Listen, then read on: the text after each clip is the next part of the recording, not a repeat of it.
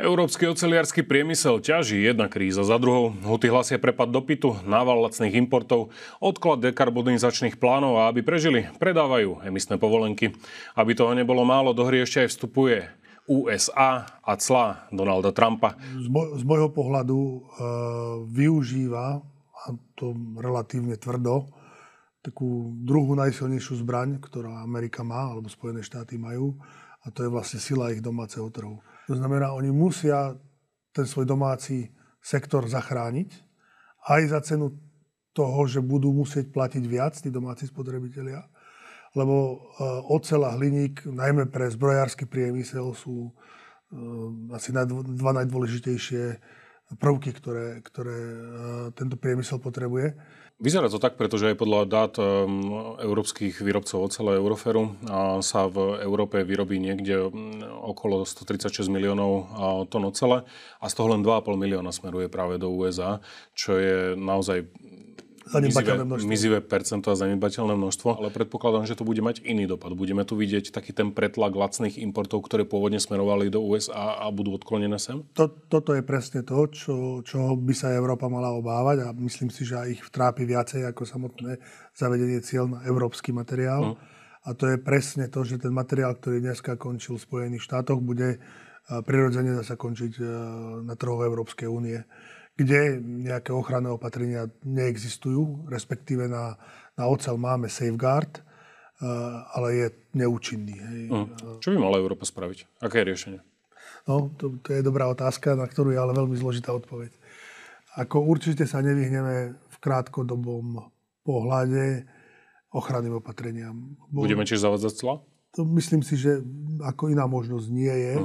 Samozrejme, dlhodobé riešenie je zvýšenie konkurencieschopnosti európskeho priemyslu.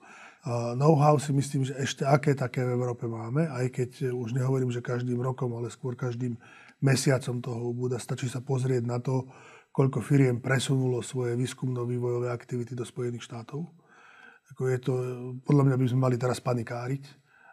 Amerika ponúka práve pre výskum a vývoj a pre tieto moderné technológie sú také obrovské, že Európa s tým nemá šancu pri dnešnej legislatívnej smršti európskych regulátorov súťažiť. Neviem, či vládna garnitúra, ktorá tu roky smerovala Európu, aby sme skončili tam, kde sme skončili, je schopná sebareflexie a urobiť túto zmenu. Lebo pokiaľ nedokážete zarobiť, no tak nemôžete investovať. A všetky tie dekarbonizačné ciele, oni boli postavené, takže dobre, my vám peniaze na to, aby ste dekarbonizovali dáme, ale to vám dáme len na tú investíciu, nie na prevádzku. Ako ste na tom aktuálne s produkciou? Nevyrábame ani na jednej peci. Výroba je kompletne odstavená.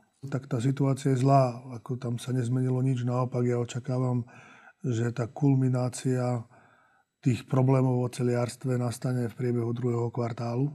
Možno už aj koncom prvého kvartálu. Zatiaľ vidíme, že každý mesiac sú tie objednávky veľmi, veľmi nízke. Ten problém pochádza zo sektoru automotív, ktorý ako je štruktúrálne dneska na tom postavený zle.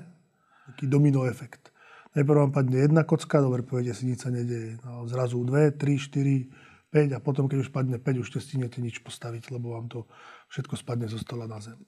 Konsolidovať treba. Bez konsolidácie myslím si, že sa dostaneme do situácie, keď skončíme tým, že budeme rozpredávať všetko ako Gréci. Takže konsolidácia je nevyhnutná. Podnikatelia to chápu.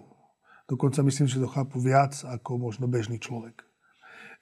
Za normálnych okolností to funguje tak, že v každom rodinnom rozpočte, keď máte problém, tak najprv začnete šetriť a potom sa pozeráte na to, kde môžete zarobiť viac. No, my sme to urobili opačne, čo dobre, možno je rýchlejšie, ale myslím si, že sme len priliali olej do ohňa tam, kde to už horelo poriadne. Každý vie, že náš štát je prevádzkovaný veľmi draho. Tam treba začať. Aj z týchto dôvodov, o ktorých hovoríme, ste sa rozhodli časť výroby presunúť do Uzbekistanu? Áno. Momentálne prebiehajú práce na obnovení zariadení, ktoré tam sú. Ak všetko pôjde dobre, výroba by mohla začať od augusta tohto roku. Ak všetko pôjde dobre.